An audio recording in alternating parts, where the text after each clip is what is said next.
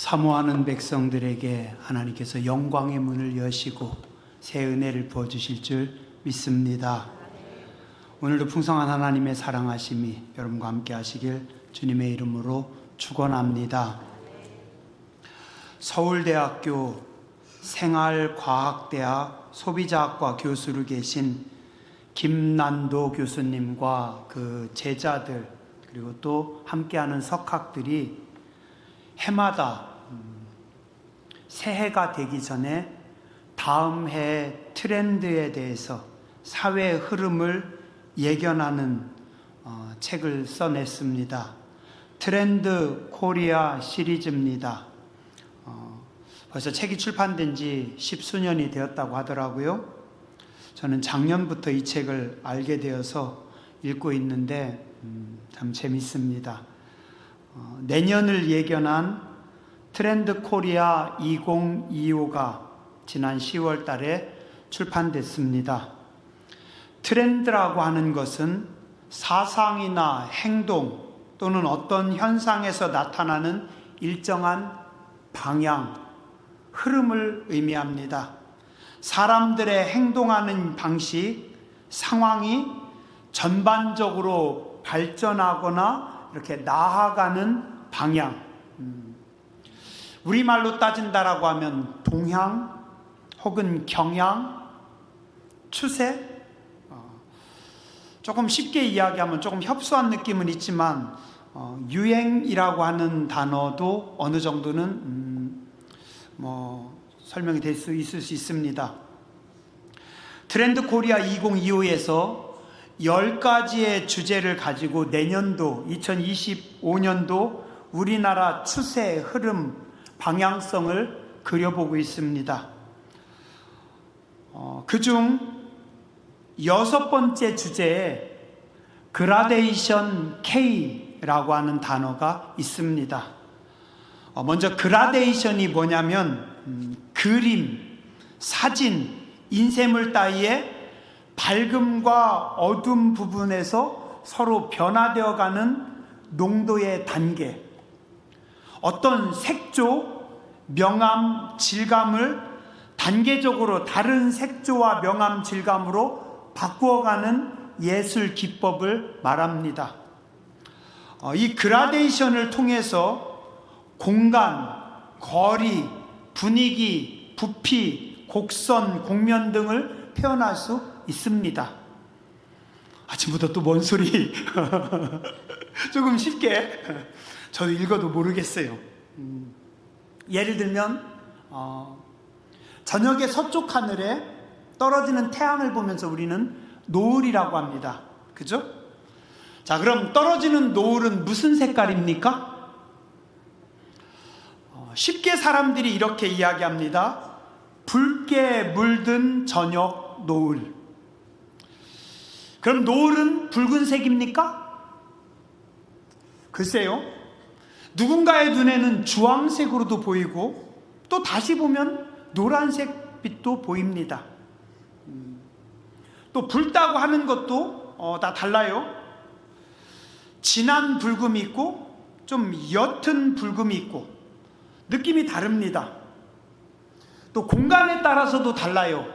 바다에서 지는 노을과 산 너머로 지는 노을, 또 시간에 따라서도 바뀝니다. 이 노을이 공간과 시간에 따라서 이렇게 변화되어 가는 그 모습, 그 색상이 변하고 느낌이 변하는, 감도가 변하는 그걸 그라데이션이라고 하면 아마 거의 맞을 겁니다.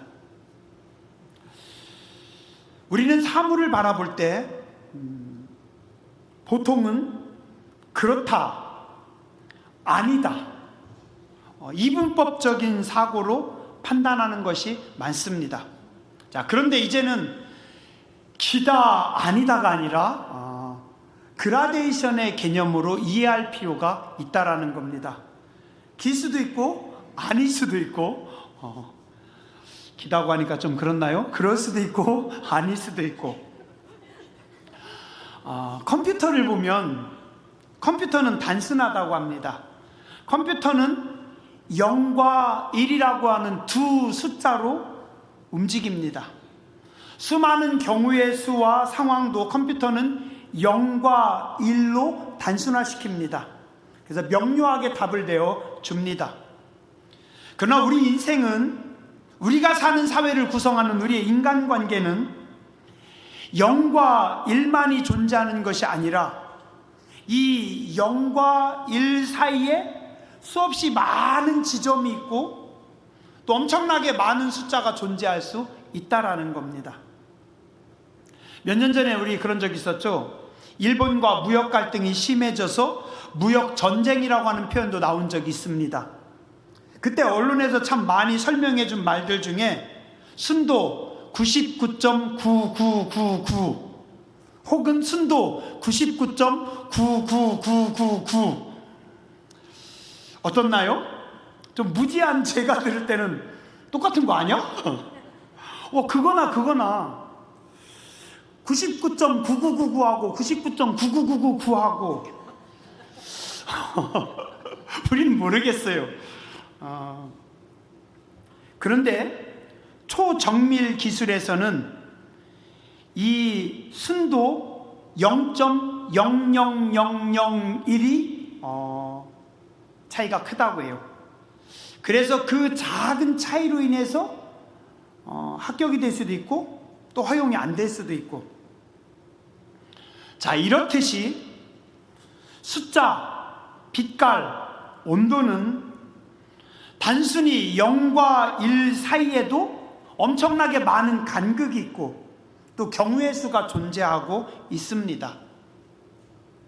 그런데 오늘 우리는, 대부분의 많은 사람들은 중간 지점을 이해하지 못하거나 받아들이지 않으려고 합니다.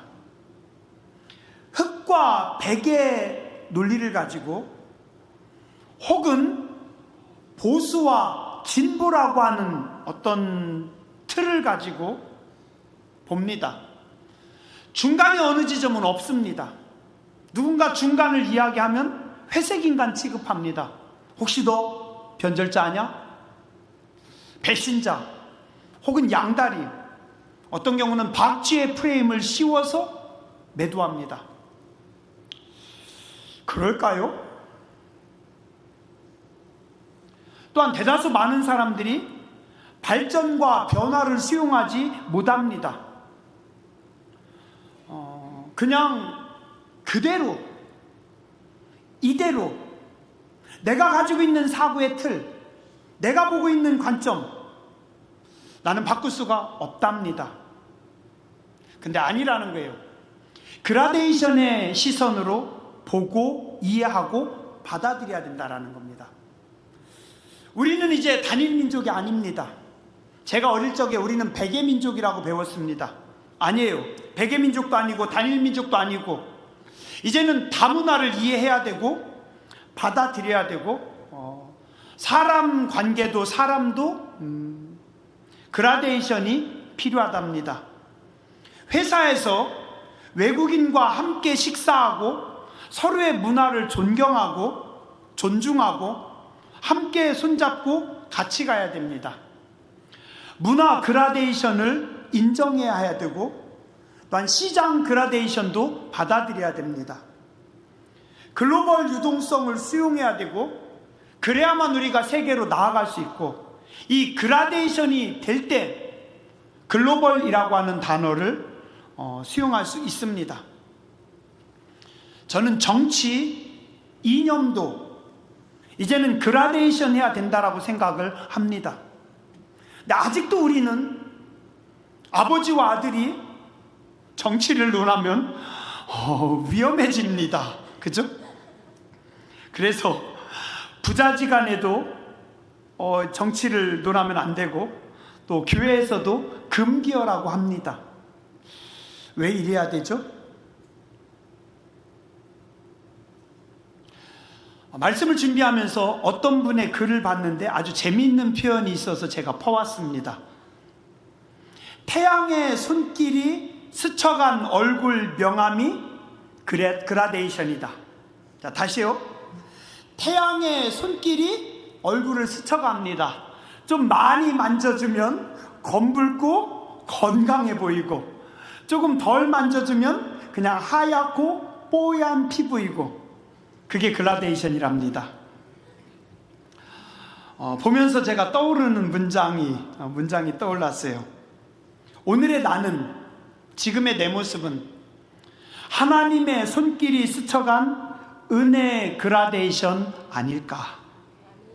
하나님의 은혜가 오늘 나를 만들어냈고, 그 은혜가 나를 또 변화시키고 있고, 예전에는 이 시점에 있었지만 또 다른 시점으로 가고, 또 다른 시점으로 나아가고, 그게 오늘 우리의 모습이 돼야 됩니다. 초등학생들이 쓰는 크레파스는 12가지 색깔이거나 많아야 36가지 색깔입니다. 그러나 화가는 수백의 색상을 고르고 그 속에서도 또 수천의 빛깔을 조합해서 위대한 걸작들을 만들어 냅니다. 만약에 위대한 화가가 12가지 혹은 36가지의 빛깔만 보고 그걸로만 작품을 그린다면 걸작이 나오기는 어렵습니다. 오늘 우리도 다양성을 인정해야 됩니다. 그리고 받아들여야 됩니다. 우리는 매일 변해야 됩니다. 매일 달라져야 됩니다. 근데 우리는 자꾸 경직되어 갑니다. 굳어져가는 사고를 꽉 잡고 있습니다. 나 때는 말이야, 안 돼요. 교회에서 그거 용납할 수 없어요. 내 믿음으로는 나는 그거 받아들일 수 없어요. 먼저 탁 닫아버리는 겁니다. 자물쇠를 탁 채워버립니다. 때로 왜곡되고 삐뚤어진 사고의 틀로 우리는 인생을 안다고 생각합니다. 굴곡진 세계관과 인생관으로 세상을 평가합니다. 구멍 뚫린 대인관계가 전부인 줄 알고 살아가고 있습니다. 그런데 더 큰 문제는 고치거나 바꾸거나 메워볼 생각을 안 한다는 겁니다. 바꿔야 됩니다.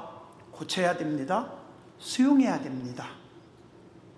오늘 시편 62편은 다윗이 지은 시입니다. 다윗은 고백합니다.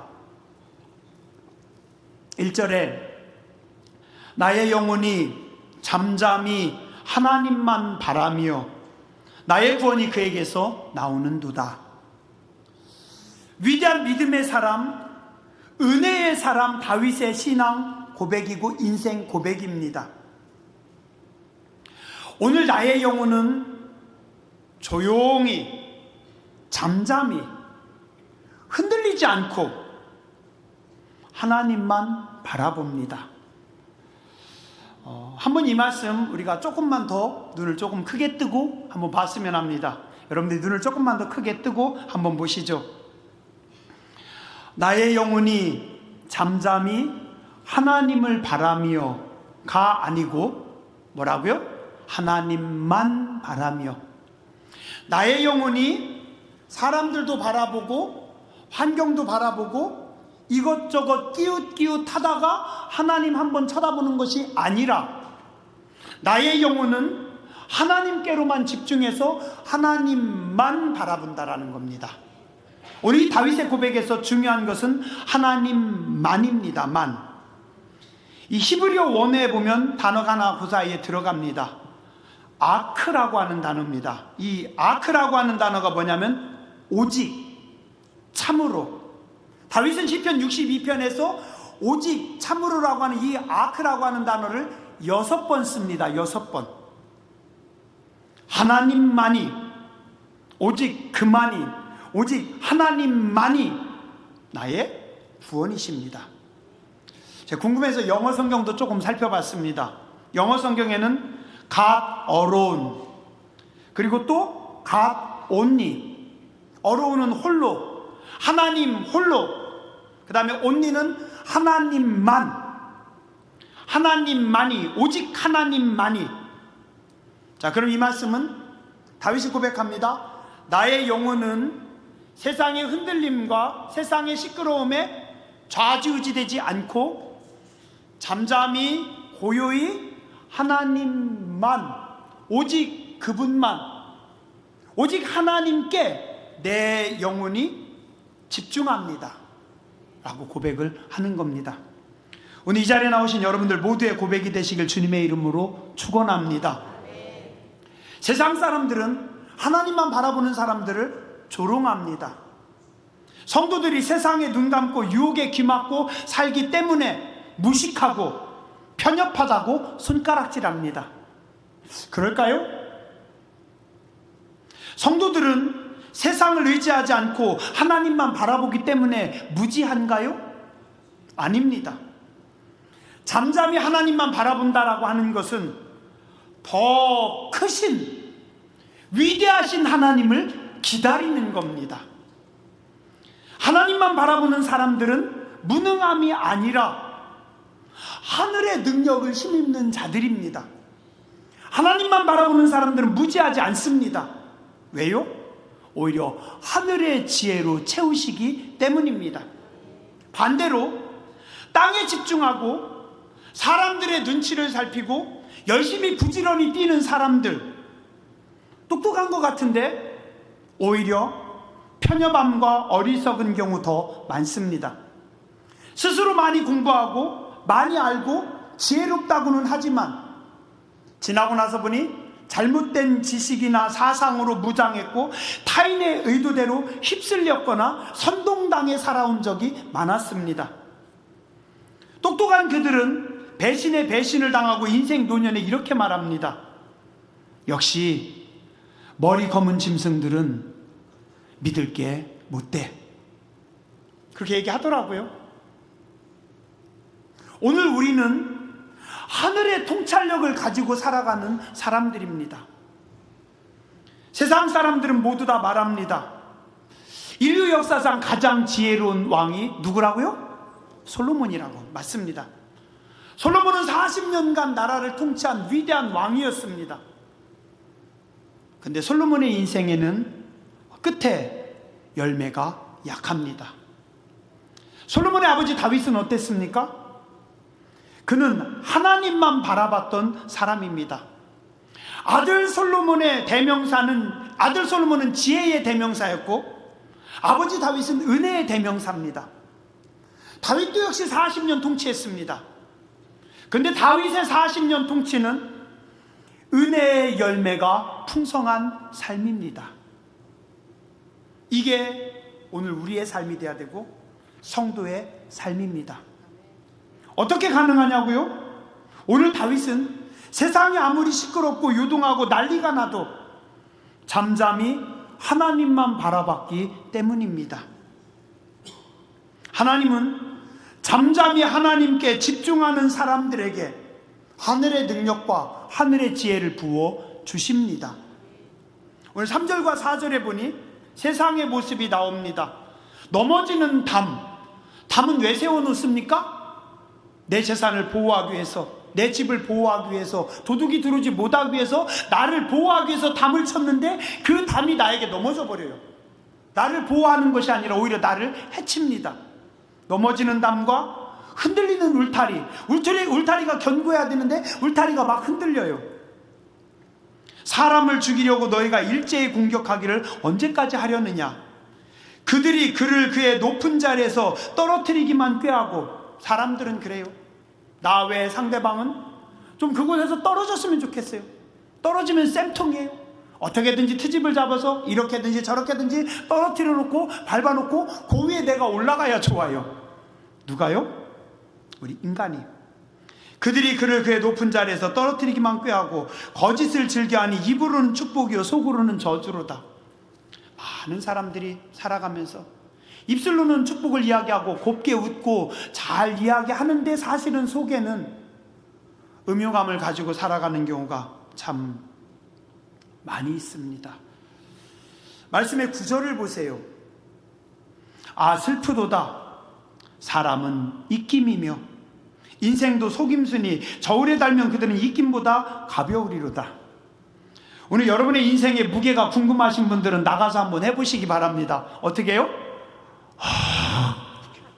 오늘 같은 날 나가서 하면은 여러분의 인생의 무게를 느낄 수 있을 겁니다. 잘 모르는 분은 옆에 사람 코에다 대고 한번 해줘 보세요. 어릴 때는 안 그랬는데 나이가 들어가면서 웬 입냄새가 이렇게 나는지 부지런히 양치를 해도 참 입김처럼 가볍고 입냄새 나는 게 납니다. 성경은 이야기해요. 그게 인생이란다. 뭐 무게 재면 니네 인생에 뭐 무게가 있는 줄 아니? 하나님 말씀하십니다. 권불 10년 화무 11홍이라고 합니다. 꽃이 아무리 예뻐도 열흘밖에 못 가듯이 인간의 권력, 뭐 인간의 힘, 우리의 자랑 10년이면 끝난대요. 그런데 그냥 우리는 거기에 이김 같은 인생에 오늘 말씀합니다. 인생은 속임수다. 이 속임수가 뭔지 아세요? 연극입니다. 영화입니다. 연기입니다. 사람들이 인생을 부지런히 사는데 뭐라고요? 연기하고 있대요. 연기하고. 한참 됐지만 제가 예전에 재밌는 얘기를 들었어요. 어떤 연예인이 마트에 갔습니다. 볼 일이 있어서. 근데 갑자기 뒤에서 어떤 할머니가 야 이년아 하면서 머리끄댕이를 콱 잡아서 땡기는 겁니다. 야 이 나쁜 년아, 너 이년아 시어머니한테 그렇게 해도 돼? 드라마 보고 할머니가 열받았어요. 할머니가 열받았었는데 하필 그 밑깔맞은 며느리를 마트에서 만났으니 머리끄댕이를 잡아서 흔든 거죠. 얼마나 연기를 잘했으면 그죠? 그게 인생입니다. 성경은 말씀하셔요. 세월이 지나고 나서 보면 인생은 속임수고 연기인데 너 왜 자꾸 거기서 그렇게 휩쓸리고 있니? 키에르케고르라고 하는 아주 뛰어난 철학자가 하루는 자기 서재에서 창문 밖을 보는데 아들이 수영을 하고 있더래요. 이게 웬일이에요? 이 녀석 수영을 배운 적이 없는데 너무 멋있게 수영을 하더래요. 동작들도 그렇고 너무 기가 막히더래요. 아빠가 깜짝 놀라가지고 우리 아들이 저렇게 수영을 잘했어 하고 쳐다봤대요. 근데 좀 있다가 픽 웃었대요. 수영장 물이 반밖에 없었대요. 요놈이 물이 반밖에 없으니까 거기다가 발을 디디고서 거기서 멋지게 연기를 해가지고 아버지를 속인 겁니다. 키에르케고르가 깨달았대요. 우리가 이렇게 신앙생활 하는구나. 하나님을 믿어야 되는데 우리는 믿는 척하면서 신앙생활하고 있는 겁니다. 말씀대로 사는 척하면서 하나님 앞에 연기를 하고 있대요. 여러분들 말고 저 먼 동네 사람들, 우리는 하나님을 바라보는 척하지 말고 하나님을 바라봐야 되고 믿는 척이 아니라 하나님을 믿어야 됩니다. 제가 우리 동네 와서 참 좋은 게 하나 발견했어요. 몇 달 전부터. 우리 성도님들 중에 배 가지신 분들이 많더라고요. 허장로님 배 쫓아가고 최철령 집사님 배 쫓아가고, 그리고 또 아직도 제가 쫓아가지 못한 배들이 많아요. 그래서 내년에는 배 한 군데 3번에서 5번, 그러면 한 6, 7명 하면은 한 20, 30번은 제가 낚시를 쫓아갈 수 있을 것 같더라고요. 저는 바다 출렁출렁하는데 왜 이렇게 재밌어요? 너무 좋습니다. 쭈꾸미 낚시를 따라갔어요. 근데 이게 쭈꾸미 낚시가 괜찮더라고요. 쭈꾸미 낚시는 개치렁이도 안 써요. 가짜 입값, 가짜 붕어 넣으면은 이 쭈꾸미들이 가짜 붕어를 물어요. 그래가지고 보니까 재료도 안 들어요. 낚싯대만 잘 사면은 그다음부터는 되는 것 같아요. 이 멍청한 놈들이 가짜 붕어인 줄도 모르고 그거를 콱 먹으려고 물고 그래서 끌려오는 겁니다. 그런 생각했어요. 혹시 나도 쭈꾸미처럼 사는 거 아니야? 진짜라고 덥석 물었는데, 거기 선동됐는데, 그래서 막 흥분했는데, 그래서 막 열받았는데, 낚시였어요. 또 낚였어요. 우리 인생 주변에 수없이 많은 낚싯바늘들이 있어요. 가짜 물고기와 가짜 먹을 것들이 난무합니다. 또 요즘 이렇게 가만히 생각해 보면, 오늘 장로님도 기도하셨지만 어떻게 해야 되나 좀 무거움이 느껴집니다. 뭐 보수 진보의 문제가 아니에요. 이거 우리 너무 막 아파요. 근데 보면서 참 속상한 게, 많은 분들이 참을 수 없는 존재의 가벼움 때문에 속상합니다. 왜 저분은 삶에 무게가 안 느껴지죠? 제가 교만한 건가요? 그래도 여당의 총수라고 하는데, 야당의 총수라고 하는데, 그래도 똑똑하다고 하는데, 국민들이 뽑아놨다고 하는데, 왜 저는 그분의 삶에서 무게를 못 느끼는지 모르겠어요. 왜 저분들은 존재 자체에 저렇게 무게가 없을까? 그러면 누군가 그러겠죠? 목사님도 무게가 없습니다. 어떡하죠? 누군가 저를 보고 목사님 존재에 무게가 없습니다 이러면 어떻게 해요? 5학년, 6학년, 7학년, 학년은 올라가는데 존재에 무게가 없어요. 삶에 무게가 없어요. 어떻게 해야 되죠? 우리는 말로 사는 존재들이 아닌데, 삶으로 말해야 되는데, 존재 자체가 무거워야 되는데 맨날 나와서 선동만 해요. 서로 그냥 막 공격만 해요. 그냥 말 가지고 맨날 그냥 칼춤만 추는 겁니다. 왜 저렇게 존재들이 가벼울까? 염려가 됩니다. 오늘 말씀 10절에 인간의 속성들을 말씀하고 있습니다. 세 가지 속성 말씀합니다. 인간들은 포악을 의지합니다. 힘을 좋아합니다. 힘이 센 사람 앞에 약해집니다. 많은 사람들이 있는 곳에 가서 숙입니다. 권력 있고 돈이 있으면 우리는 거기 약해집니다. 또 반대로 나에게 권력과 돈이 있으면 자꾸 어깨에 힘이 들어갑니다. 자꾸 목이 뻣뻣해집니다. 이게 인간이라는 거예요. 다윗이 고백합니다. 그러지 마라, 그러지 마라. 또 뭐요?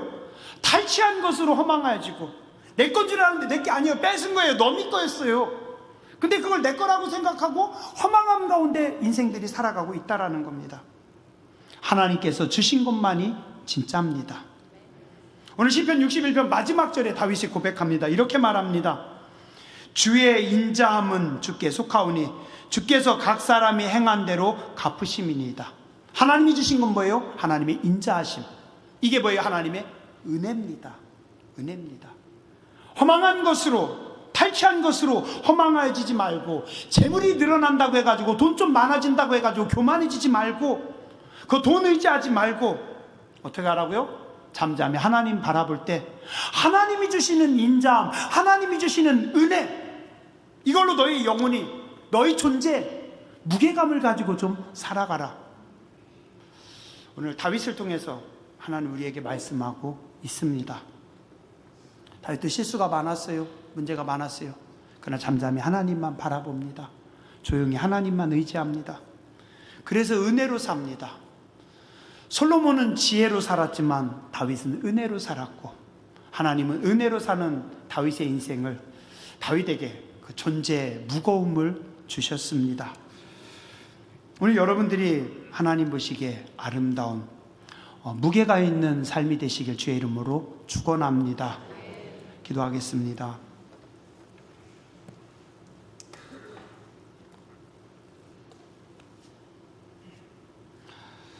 슬프도다.